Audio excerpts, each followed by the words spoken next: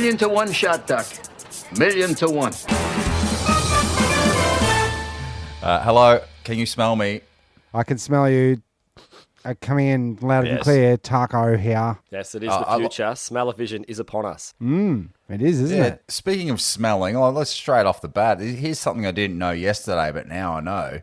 There's an actual garlic scale, garlic and onion scale. Right. So you can, like, the pungency of it. Okay. And it's called the... Oh, yeah, right. It's like called, the Scoville counter. Yeah. Exactly. And I'll just, I'll play it here for you. Pyruvate. The Pyruvate. pyruvate scale. Right. Oh, the pyruvate scale. Pyruvate scale. Pyruvate scale. Pyruvate. Okay. So there you go. is that like the stoichiometry of garlic and onion? Like there's it's a what does it measure? Well, it's the pyruvic acid that's created in the little garlics and onions there. So garlic and onions. Yeah, pungency of garlic and onion. So garlics and onions are in the same family. That's new to me. Both bulbs, yep, pretty much the same. Okay. They are in the same family. So, but is it so? It's them individually, or when you cook them combined, they make this acid. Good question. So science. No, it's like when you go to I saw this thing on Landline, and it's the beef farmers are trying to get a scale for how marbled a piece of beef is. Okay. And they have it in Japan. Yeah, but these guys are going full on. Now they've got 800 names for particular types of beef. Like it's marbled, it's chili, it's Vegemite. It's T-bone. And I think it's the same with a garlic and an onion. If you go to different regions, you cut open an onion on juice, the Pyruvate scale or whatever. It's pungent, makes you cry straight up. Okay, so it's a tier ratio then. There you go. Why not? I thought it may have been a mixture of like a measurement of the combination. So every time you throw some onions, you can throw a bit of onion in a pan, it smells good. You can throw a bit of garlic in a pan, it smells better. Put them both in. People walk in and go, smells good. And you're like, yep, garlic and onion, garlic and onion. So I thought maybe it was a measurement of that Captain Planet style smell that you get when you combine them. There was a measurement of that, but it's not. It's an individual reference of like pungency, something pungency. Yeah. It's good for the trivia. You know, the pub quiz. That's one that's going to come up every once in a while, I would say. Absolutely. Now it's out there. When you're eating a raw onion, like in a salad or something, if you have a red onion, you can eat that raw and it doesn't affect your breath as much. Do you know that, Mark? There you go. So it has less of the pyrate scale. It's less of a pirate. Yeah, was that Pyruvate. Was that the scale? Let's play it again, Jezbot. Pyruvate. Pyruvate. Sounds like she's saying it's a pie rebate. Yeah. You can return your pies and get a rebate. Okay. A safety recall on pies, on hot pies. Yeah, that's right. And if you return them really quickly while they're still really hot, you can get a rebate. A pie amnesty. Yeah, it's a way to prop up. They took our pies. It's a way to prop up big beef. And from a limited time only during the recession, it's buy a pie, get a rebate. You got to send back the packet, and you get 30 cents back. That's a great way to stimulate the economy. Quick question about pies. So now I'm going to go into a pie shop, and I'm going to order a beef pie. Right now, do I now have 800 choices of beef pie? Because you were talking about the beef farmers. Yeah, that's what they're trying to do. They're trying to make a more of an experience instead of just saying I'll have a beef and kidney pie or a beef and onion. Now there's going to be this cow tastes like Vegemite.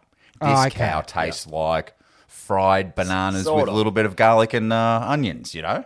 Well, going back to what I was saying about they do this in Japan. They have Wagyu, which is a better style of beef, and they care for the cows differently, and it's more marbled, and that has a rating system, and they have Kobe-style Wagyu, and they do have different names. Like, they've been doing this this luxury high-end meat market for a long time, and I think, and it's a win-win because you get great beef, and the other side of the winning aspect is that the animals get treated like royalty. And that's why Definitely. the meat is so delicious. And if you're lucky enough, you get to be studded out as one of the bulls that tastes like, he tastes like kidney pot pie, you know. Sergeants, nonetheless. The cow gets cut up into segments. You got your plate, you got your flank, you got your shank, you got your bottom sirloin, you got your round, your sirloin, your short loin, your ribs, your chuck, your brisket, right? Of course. Yeah, everyone knows that, man. Everyone knows that.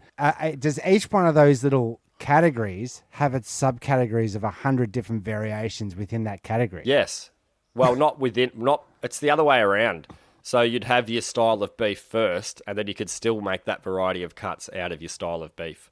Okay. Does that make sense? Sure. Yeah, that's right, Sean. That's right. You're going to have a T-bone that could have 800 different profile flavors, they call them. Okay. Yep. They Beef just want what they're saying. What they're saying on this, landline, they were saying that there's discerning beef eaters. They're like sommeliers, or what's that word with the wine tester or the? Oh yeah. Yeah. Can you edit that in there, Tim? Sure. Sommelier. A sommelier. Let's do it. And a lot of people just eat beef. They spend up to $200 for a steak. Oh yeah. Okay. Absolutely. Right. And why not? Like, it should be treated like that. You're eating an animal. You know what I mean? Like, we brazenly, like, and I've got nothing against eating meat per se, but you're brazenly, killing a life force for a sandwich. Whereas if you're having a luxurious experience and you're appreciating its the finer details of its DNA, its lifespan, then you're putting more value to that animal's life, and that can only be a good thing. Especially as meat should be treated like a bit more like a luxury. They say it's a problem eating all this bloody meat, but a bit of meat's not so bad for you. I think it's a win-win. Yeah, okay. It's a win-win, but that makes me feel even more bad with the next thing I'm about to say, because I had high hopes to do a roast chicken, and that's quite an effort to do a roast chicken. So I put it off. Is it though? Is it though? Well, because I wanted to do the spices, I'll make it good, roast it up. Bit of sage, bit of fresh sage. No, I was going to do a slow cook, so it's like this. You got to prep ahead. You got to think about it, 7 hours ahead of time. So I put it off and put it off and put it off, and then it went off in the fridge.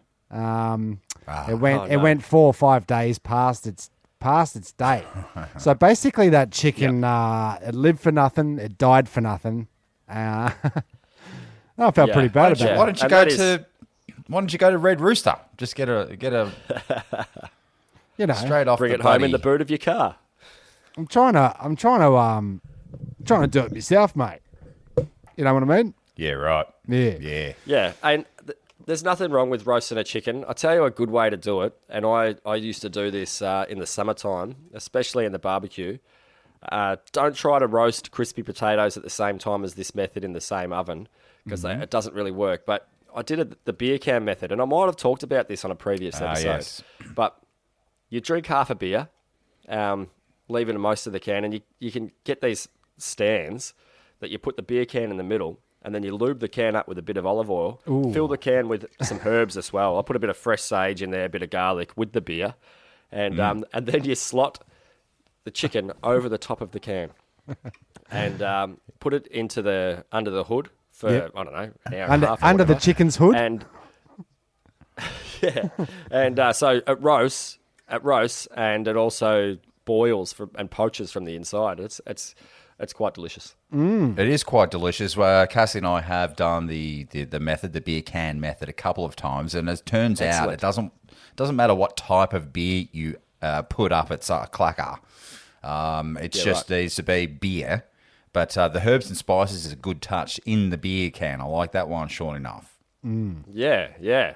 Whether it was necessary or not, hey, why not? It made sense at the time. Load it up. Because I thought it's going to be boiling. It's going to be steaming, flavored steam through the carcass. Well, just shove it right up that clacker. Get that beer can right up it. Let's call that the that's COVID cooking tips right there, people. Absolutely. I Absolutely. chucked the can up its ass. I say, sorry, while you can still get fresh produce, why not cook it? Yeah, great idea. This is true, but also, while you can still get fresh cans of beer, don't waste it up a chicken's ass. Does anybody else get earwax? I don't get much earwax because I'm constantly sticking my fingers up in my head constantly. Yeah, I'm a long time picker. Are you picking or are you poking? I never poke, I only pick. Yeah. It's a very delicate operation because, like, we've all heard the horror stories. You're not supposed to stick anything smaller than your elbow in your ear. Okay. Yeah. Have you heard that? Have you heard that? Dr. Yes, Carl I've- says that all the time. Dr. Carl He on sure Chicken Joe loves would it. say that Yeah. all the time. Okay. Nothing smaller than your elbow in your ear. Hey, his podcast does better than ours. I'm sure it does. Oh, I'm sure it does. Do you have it does. Do you have a candle situation going on in your inner head? A candle situation. I just noticed heavy because wax. doing it in this Zoom way, I've been using the little headphones that come off your phone with the little earbuds that go inside your ears, and they're not like the Apple ones or whatever. You know, the old school ones with the like little rubber piece. Yeah. So I've been when I take them out, I notice that there's a significant amount of wax in there, and I wash, I clean, but that's definite. It's not something I think is nice. It's time for a candling, I would say. Oh, yeah? I'm not sure if it works. I've done it a few times. I've done it to Cass a few times, if you know. And does Yeah. Does it actually work though, Jez? The candle wax extraction. It does feel weird. It feels like something's happening, but I'm not sure if there's any science that backs it up whatsoever. I'm really not sure. If you're not supposed to stick your elbow in your ear, I'm pretty sure you're not supposed to set something on fire and stick it in. Yeah. Okay. Yeah, but it's a very pseudo yet pleasant experience, isn't it? Okay. Kind of like an enema. That's right. But you can go to the docks and get it all squirted out. Yeah, I had a good rinse out once, and I felt like worse for wears. It wasn't pleasure. Have you had a spray out? Yeah, I had a good deep clean out. Deep. How was clean it? out. Did you look in the little bowl? Yeah, no, there's the after that? tube. There's the tube that goes that you can see. I chose not to look at the tube. And, It's fascinating. It's What are fascinating. you saying though, Sean? Are you saying that it all ends up in a bowl and you get to look at the bowl at the end? Yeah, no. So, Jezbot, how was the whole experience? Was it? Well, no, we were supposed to be going out for a coffee, but by the end of the whole process, because you go into this clinic and it's filled with beautiful people with very white walls, and you're in a waiting room, and everyone knows why you're there because you're going to get a flush out, and so like, You're gonna go. I'm already up to here with me bloody patience level, and so like we go in. There's a hot nurse, and she's like, "Now this is how you put it up there," and I'm like, all right, I can figure it out. You do it yourself. Yeah, well, Well, Jezbot, you've experienced you are experienced with the old because it's happened to you many times before, but we can cover that after. there's plenty of stories where my ass gets destroyed. Yeah, It was a 1 in a million shot, Doc. yeah. So like she's saying to me, maybe she did. I don't think they offered to put it in, but I definitely said I'll be doing that myself, and did the business, and then she comes in, and then she turns the water up and then she's explaining to you, like, now see it all here on the left. That's last week's sausage roll. Oh.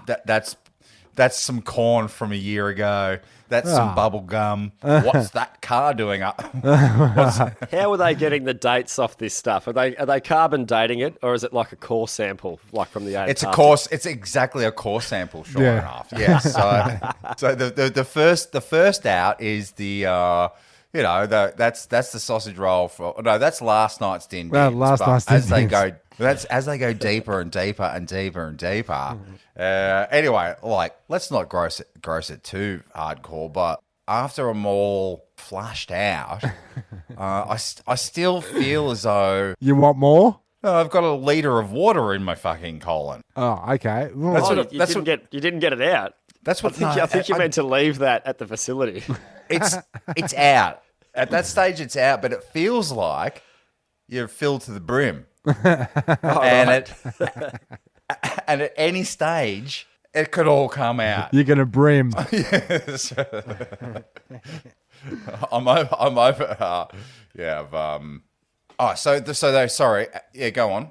No, I will. And then, so then, like, we're supposed to go out for coffee, and I'm like, I'm brimming.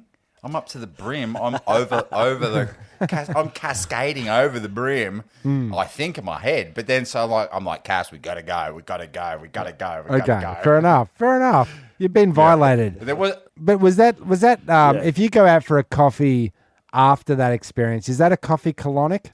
well, that is a thing, Tim. Yeah. But that's not your only experience with up the old. It seems to happen around water and theme parks / Why don't you reel off? Will be boys. Why don't you reel off Jezbot's ass hits? All the hits. All right, so all the hits. Can you talk about the ass play you've had at theme parks on the podcast? Yeah, sure. Why not? Yeah, why not? Not, So Jeremy, it's not run me down the list. Well, it was down a slide, Tim, a water slide in Bali, and geez, did I get filled up and cleaned out on that one, bloody life. I remember that. I do remember and it broke my ass so hard. So this is like after a month of knowing Cass. And we were already going to Bali, and I said, come to Bali with me and me mates, Taco and Vanessa and Whelan, all these cats. It's going to be sick. So she's like, all right. She comes along, and then like I'm, 22 or whatever, and I go down this water slide, and it tears my ass apart because there's no meat on my ass. And so I go down this, it's like one of those ones where it's just a free fall. Almost free fall. And then it hits the flat spot, and that's what slows you down. But when the free fall hits the flat spot, that's where my spina bifida just... You weren't prepared. You could say you hadn't puckered up for the moment. No, I'm going to say it's more like it ripped. I remember you got out. I've got photos of it. Your ass being ripped open. It's great. So that was that time. And you can check that out on the website. Yeah. I'll post it up.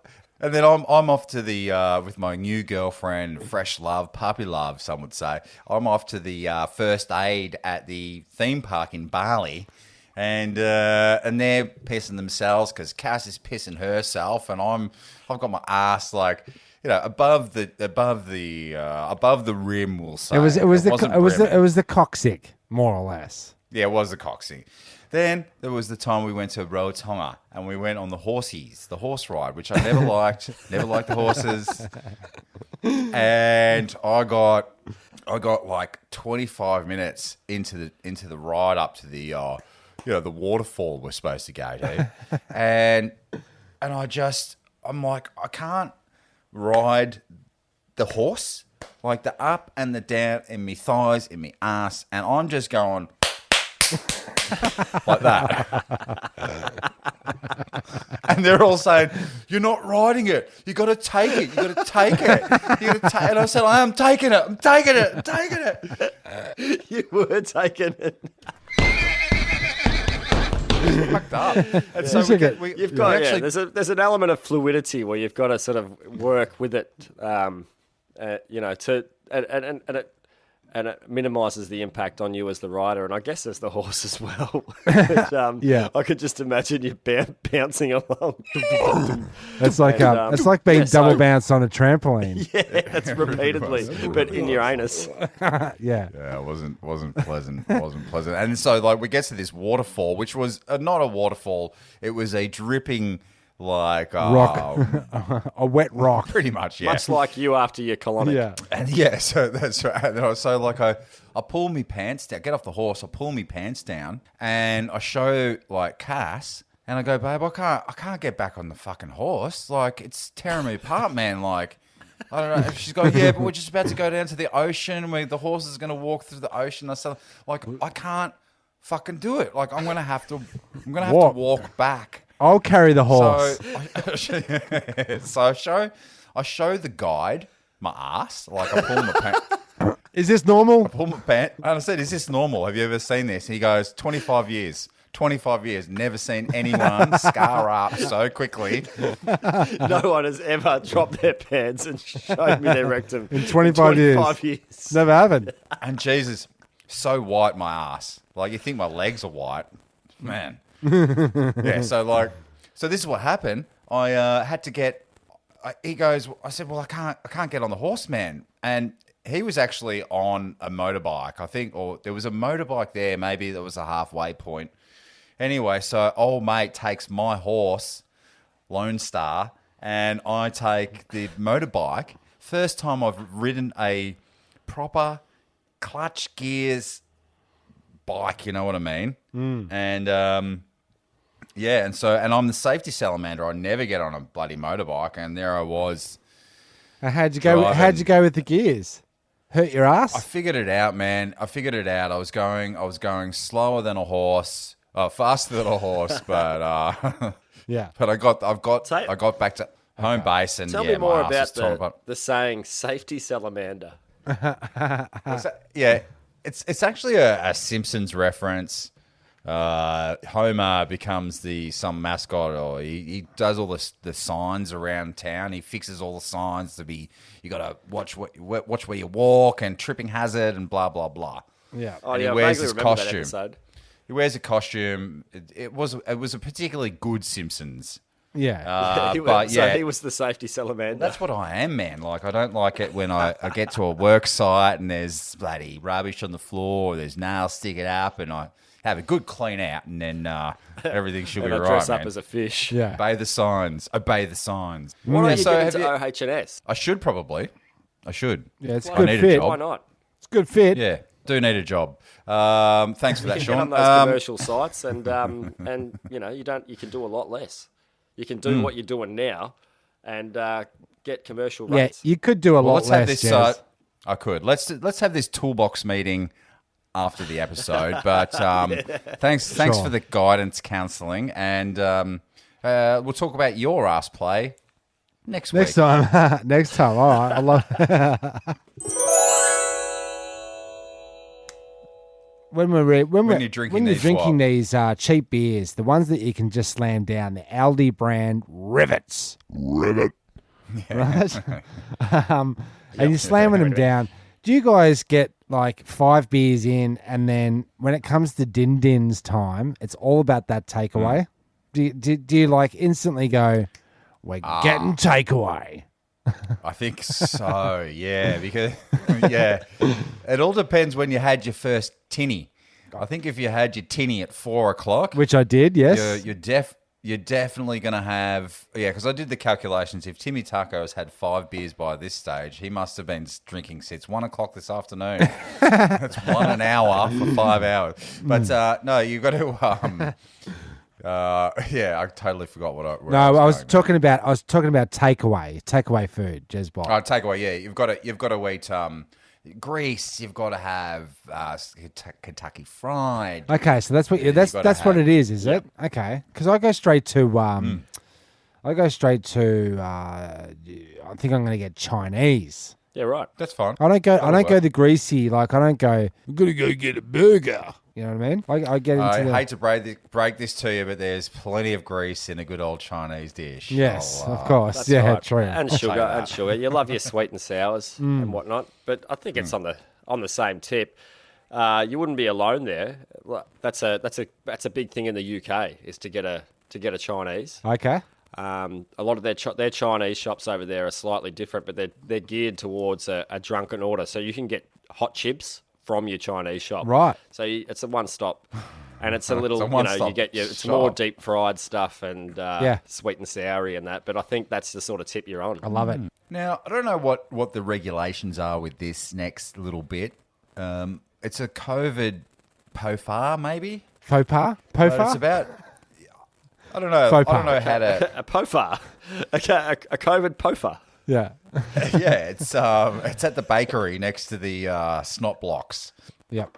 But you got your Lamingtons there as well. No, it's the dude up the road. I'm basically Mr. Miyagiing this kid up the road, if you know what I mean. No, I don't. Please explain.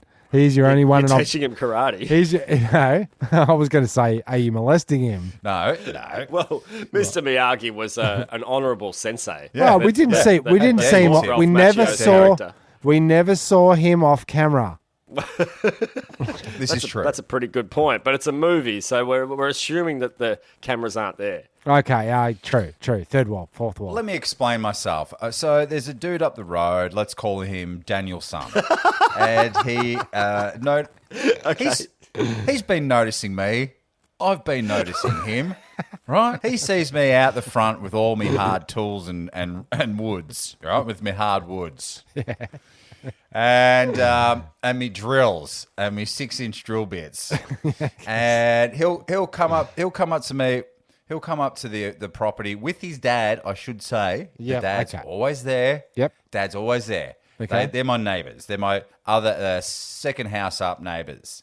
And he's a kid. He makes jewelry. He's interested in carpentry. He'll make a planter box, blah blah blah. And they'll come down and go, have you got a thing? Have you got a this? Have you got a that? And I've been like, because I'm so fucking bored, I've been outside every day out the front building shit. Yeah. And he's been coming down and going, have you got, I'm thinking about going to Bunnings. And I'll say to him, nah, mate, just wait here 5 minutes. I'm stepping into my shed.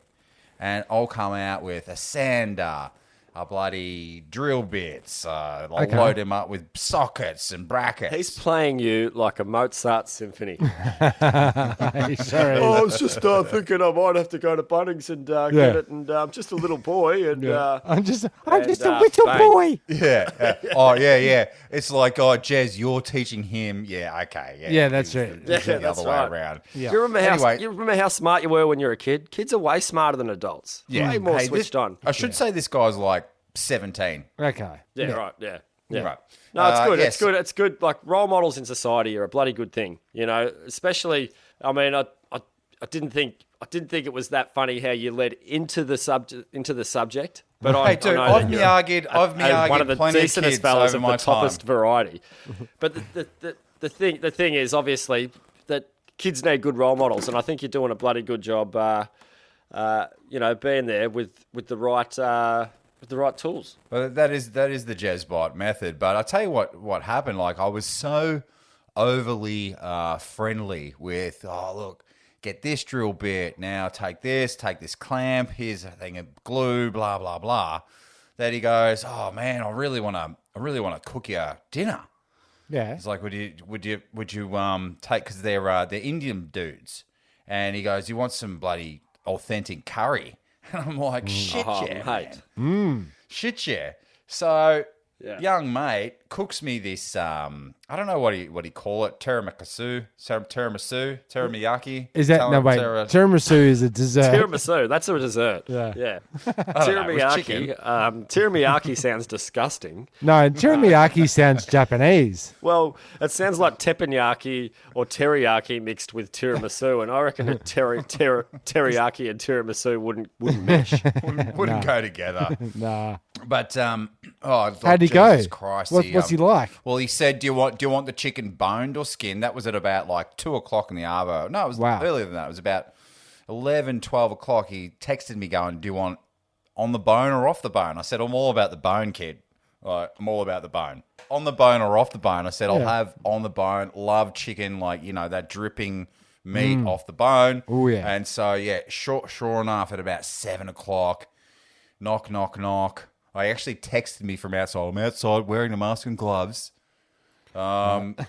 Here's your din-dins. And usually Cass can't eat anything from anywhere, anytime, but she could sense that this was authentic grub. Oh, yeah. Jesus Christ, it was good. And then the next day I said to him, "Man, you've got a skill. Chef, blah, blah, blah. I want your recipes." He goes, "I'll teach you when all this is over." But he said the reason why it tasted better than the stuff you've eaten from the shops is because, he goes, they use tomato sauce or ketchup in the curry sauces. Oh, right. There you go. Really?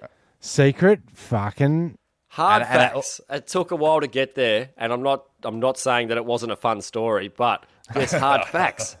I didn't know that was the point of the story. Okay. By the way, So, should I? and this could is I a have hot taken topic that we should Yeah, talk go on. about on this, because we are discovering this and living it as we try to produce something at this very minute. But I'm sure that it's not an isolated experience. I'm sure everybody experiences this on a day-to-day. So while we are disengaged and aren't doing anything or not much at all, what do you talk about? Well, I wanted to do the hot topic was going to be with down my street. It's very multicultural, which is awesome. And I've said on a previous podcast this July, old mate across the road was going to teach me how to make prosciutto, old right. Italian hanging meat, you know. But it got me Amazing. thinking, like, what a great sort of like community exchange it would be for us to all to come together as a community, and once a week, right? Old mate with the Indian food cooks me dinner. Then the Greek guy down the ways on a Sunday when he's cooking his lamb, because I can smell it. Yeah. He gives me a chop out. Then I've got prosciutto from across the road. And why can't we do an exchange?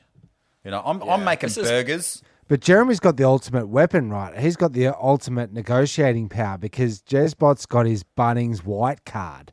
So you could go from door to door saying, "What do you need?"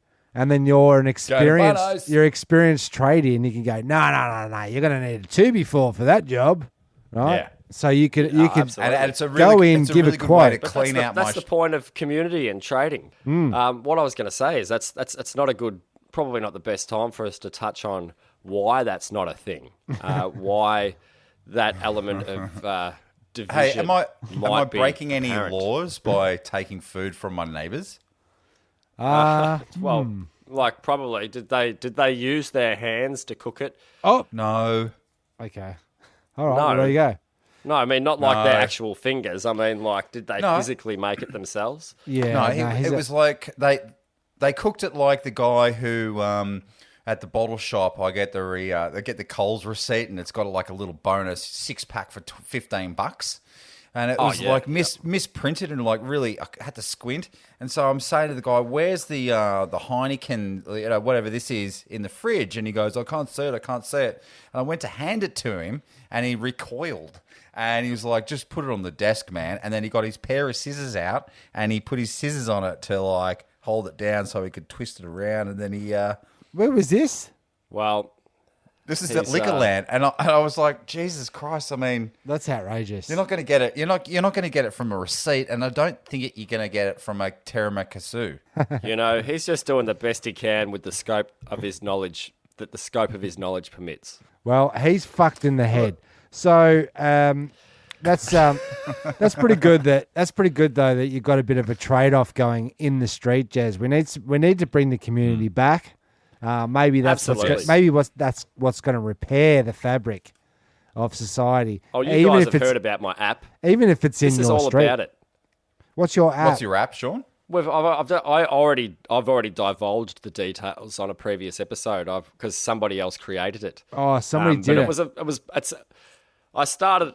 I mean, you know, we'll talk about it. But I started off. It goes off this concept. Started off about food trading. It was basically about what do you have to offer your local community or broader communities with what you're producing. If you've got any amount of space, and I was thinking about tailoring different options for people to be able to cultivate small spaces to large spaces, and then, you know, basically creating commodities off what they could produce and then trading it throughout the community.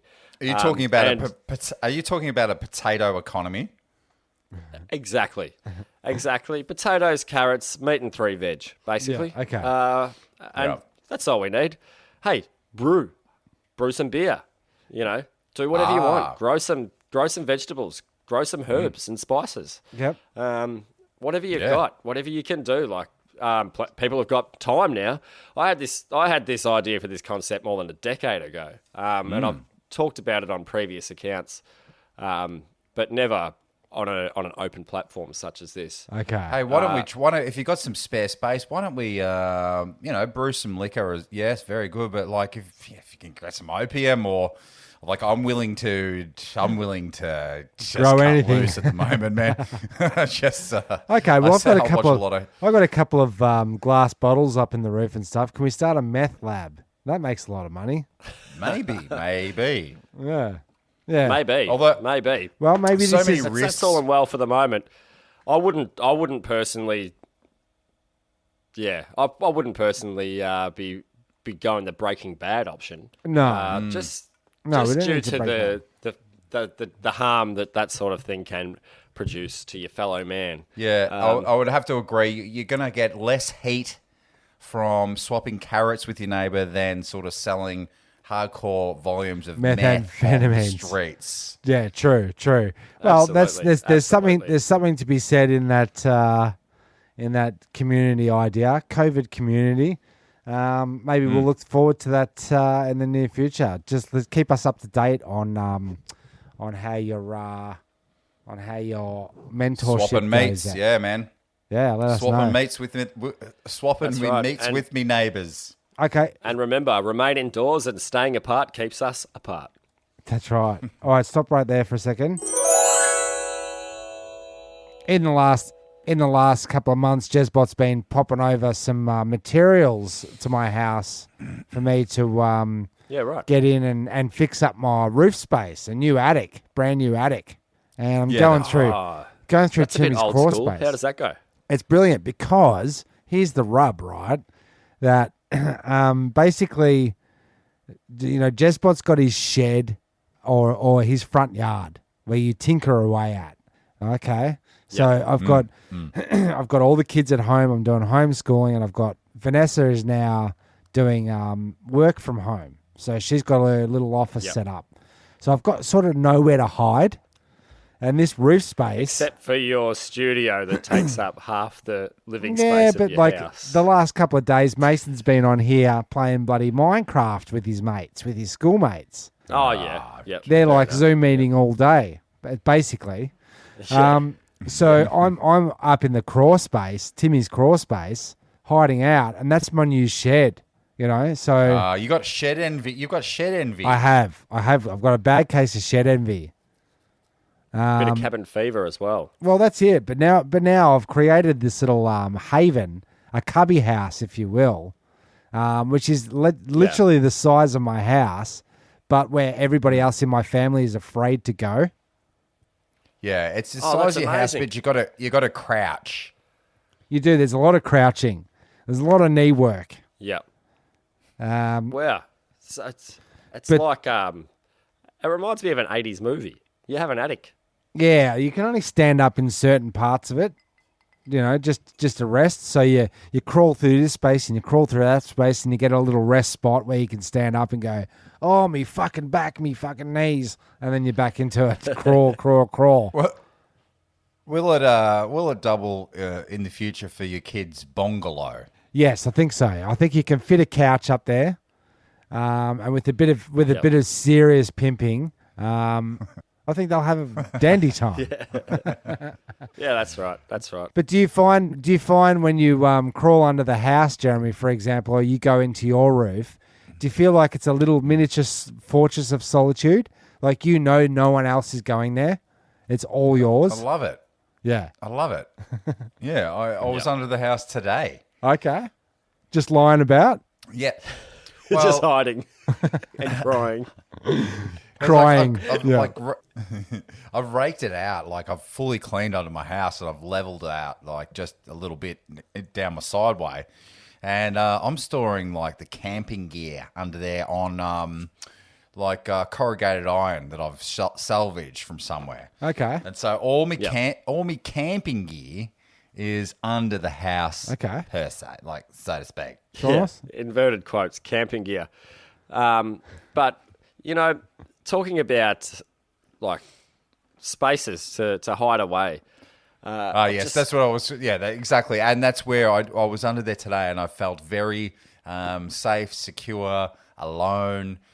Didn't even have the doggos around me, and I was like, "Yeah, this is my space. This is all Jezbot. This is all Jezbot." Yeah. Yeah. Now, imagine you could combine that sense of safety with the safety that you used to feel whilst perusing for a couple of $5 weeklies at your local Blockbuster. Well, Okay. guess what? You can. You Really? can. Really? Because apparently the world's last Blockbuster, because there's not many left, apparently there's, one, Yeah. transforms into a 90s theme Airbnb. Okay. What the actual Oh, video? Here we. The actual video shop. Yeah. This is awesome. actual video I shop. love the. I can almost hear where this is going. Go, please, Sean. This Well, is that's awesome. pretty much where it's going. But the last blockbuster on Earth has pivoted from a classic video store to a dream retreat for 90s nostalgia buffs in Bend, Oregon. So, I mean, that's obviously you got to diversify because you have to, your blockbuster video. I like it. And they're moving into Airbnb. It's a great idea. Okay, so they set up a bedroom there, Yep. do they? Set up you got a bedroom. No, I think it's more like Tim. No, guys. I think you're missing the whole point. You get to run the blockbusters. Okay. For the night. Yeah. Okay, yeah. You get to open Pretty it up. much. You get to make the popcorn. Get the Rent fresh it out. chocky Okay, dips. yeah, okay. It's You the know, whole experience. Rewind all the tapes, and then right at the end of the night, you get to shut up shop and go to bed. Okay. Well, it'd be pretty cool, actually. Imagine a would be. blockbuster video set up, the whole store. It's an actual store, and you have the whole store, but in the middle is like a good sofa bed movie setup with a home cinema setup. So you have it says that they'll stock all your favorite movies close to you before you are. Can it Yeah. can it I be the think- rotating bed in Superman Oh, 1 where yeah, he takes Lois yeah. Lane to the sexy place and it's like this rotating heart shaped bed? Yeah, Can it that's be great. that? I think I'd go for the It classic. sort of looks like that. I'd go for the classic Tim. Toy World. Remember Toy World when it had that purple bear mascot? Do you remember Oh, Toy yeah, I World? remember that. Oh, yeah. I think I'd like the Airbnb Toy World experience rather than Blockbuster.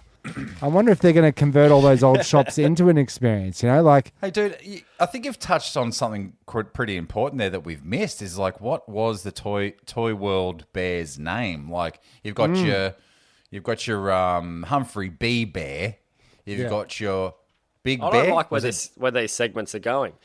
Humphrey B. Bear wasn't. He got in a bit of strife, I think. For Did he? Oh, Fat Cat as sexual well. Don't forget about misconduct. Fat Cat. Fat Cat was an absolute predator. yeah, Fat Cat was a predator. Yeah, that's I'd actually almost right. forgotten about Fat Cat to this very day until we started bringing it up. And yeah, he's absolutely been buried within the public lexicon. Yeah, Whereas he was yeah, a that's household true. name. He was a household name. Fat What about Cat was everywhere. What about Claude the Crow? He was a notorious figure in puppetry in Australian Who was television. that? Shell's Neighbourhood. Claude the Crow. Sean's Neighbourhood. Shell's Neighbourhood. And Right. there was a crow in that, and his name was Claude. Crows County. Yeah, Claude. Yeah, sure. There you go. I don't remember that I'm one. I'm just looking up the Toys R Us bear, or what the mascot's called. Yeah. The first thing I saw it was Purple Bear, but that can't be No. bloody right. I mean, Toy World, not Toys R Us. What? They're going to call it Purple Bear, and that's Oh, it. Toy World. Thank you. Yes, Toy World became a store filled with puzzles. Blah blah blah. This is none of this matter. It's just called Purple Bear. That's very Purple Bear. disappointing. That's very disappointing. It is quite disappointing. Sean has a little Although side note. Fat Cat. Although Tim, Fat Cat was called Fat Cat. It wasn't very imaginative. He just was a fat cat. He was a fat cat. Purple Bear. Yeah, but Man, Bugs Bunny. okay, yeah, okay. It's very simple. Yes, but I think compared to Humphrey was the fun-loving bear, where Fat Cat felt like a creeping pervert. He really did. And I tell you what, that Aussie ostrich. Aussie ostrich, yeah, I don't know about that. He's an old guy's puppet, you know. Is an old man's puppet. Yeah, he sure is. I think we can all agree that Aussie Ostrich is an old man's puppet. Yeah. Same goes with Dickie Knee. Oh, Dickie Knee's But Dickie Knee's a bit perverted. I always thought that John Blackman was a bit on the antagonistic side, you know. He was. Do you remember we went to Hey at Saturday recording a couple of times, Tim? And when you find out what Dickie Knee's face actually looks like, it's a bloody heartbreaker because you know what it is? It's a stick. ball of duct tape. Yeah, it is. It's a ball of duct tape with a wig on it. Yeah, that's right. It's just a wig with a hat. Very so, disappointing. I mean, there's a lot of talk about this sort of stuff going on in the media at the moment. And these guys, these perverts got taken down. These suit wearing, whatever they were doing at the time, and they did pull the wool over his eyes. Because I remember times, even being a youngster, I think my memories of all those sort of dressed up characters, I was always a bit old to sort of like them, but I didn't. I think the one that I really liked, I don't know if you remember, Marty the Monster. We love Marty. The Monster. We love Marty. Oh, what a larrikin! I mean, he was the man. He was the man's puppet, like the average man's puppet. Yeah. Yeah. I think so. I remember seeing him down Mount Martha Beach, and I thought I'd seen the Beatles. I was like so fucking impressed. It was like this real like a pisshead, probably like on speed in the 90s, 80s. Like I was definitely the 80s. You know, just jumping around in a suit. But I can't believe it. I loved it. Marty the Monster, you're my fucking favorite. Yeah. But there is a lot of this stuff going on in the news at the moment, especially surrounding Pizzagate, the Epsteins, and Ghislaine Maxwell at the moment. And I've just read an article here while we're talking about these untoward subjects that has shown up that Ghislaine Maxwell wants to know names of 3 of the victims that have made claims, and claims there is no risk of witness intimidation because there's been no there has been no evidence or perhaps maybe alleged events of witness intimidation surrounding this case. A lot of people have been killing themselves or getting murdered by unrelated subjects, right.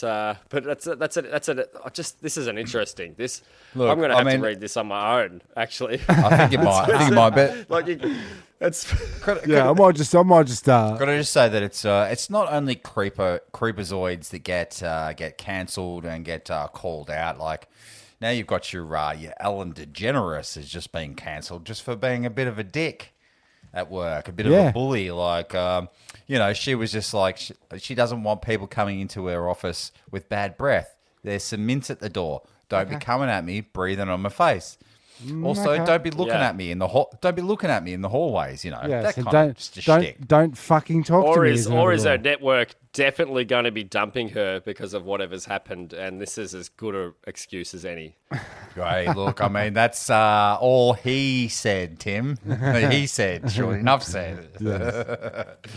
Not on my podcast, not on my watch, but that seems like a good place to wrap it up. To wrap it up just about there, because I'm feeling violated. I'm feeling like I'm going to get cancelled if I keep talking about the things I want to talk about. So yeah, true. With that, and that's probably what we should talk about. You can talk about that without talking about the things getting cancelled. That's right. Hey, so just Somehow. hold it right there, right? Sorry, that's the one that came up. But it was on the subject. But, geez, that is funny. That's the funniest. Because I'm on that Not the Onion site where it shows a bunch of funny articles. Yeah, right. That kind of... Yeah. They're not... Yeah, they look like... It's sort of taking the fun out of news. It's like, can you believe this is news? It's actually news. Yeah, right. Ghislaine Maxwell wants to know the names of 3 victims. Claims there's no risk of witness intimidation. Yeah, nothing bad's ever happened to her, poor friends. So don't forget that Jake and the Fat Man, that's not his name. That's what they call him. Yeah. Okay. What's his real name? John? John the fat guy? No. What do you reckon he might be called? His character name is Jason. Is it really? Yeah, so it's Jason and Jake. Is the cop show. All you do, Jake and the Fat Man, and he wasn't that fat. No, he wasn't that fat. But is that like the Big Lebowski where you got to call him the dude? Like you have to put the in front of it. Yes. Hey, so the Fat he's Man. The Fat Man. Yeah. Yeah. Played by William Conrad, by the way. Great. And Jake was Joe Penny, the well-known and well-remembered cast member of Jake and the Fat Man. But having said that, let me just say this. Mm-hmm. What a pleasure it is to be on a Zoom meeting with you. And also with you. Thank you. Thank you for having us. Look, it looks like a fitting place to end up, even though Sean has just got the perfect camera angle on his Zoom, which makes it interesting to look at. He's done it. Aside from that, I was looking at a combination of you, your face, your mic, and your toilet. So, so thanks for adjusting that. But I'd like to sign off. It's called a bedpan. Okay, yeah, right. I'd like to sign off. My name is Timmy Taco. Thanks for coming, everybody. And I'm Sean Enough. And I'm Jezbot. Thanks for listening to Jumping the Turnstile. Tune in next week where Sean Enough will get his camera angle correct. They hop, they duck, they climb. They go through 2 at a time. Jumping the turnstile. Jump the turnstile. Jump the turnstile. Leap over the turnstile. Hopping over the turnstile. I had to take me. It was like a ninja. Jumping the turnstile. And it's no small thing. People have jumped the turnstile. I definitely jumped the turnstile. Jumping The turnstile. I definitely would do it once, twice. I would do it over again. Whenever I believe I don't have to do it, I do it. I get away because there was no one there, so I figured it'd be just easier to jump the turnstile. I've jumped some ferrets in my day. I definitely jumped the turnstile a few times. Jumping. Turnstile, instead of just paying the $2.25. That good technique. I pull the turnstile back like that. Boom, boom. My upper body is not moving. It's my leg. Jump the turnstile. Jump the turnstile. The turnstile. We are the antibacterial wipes. This don't even look sanitary.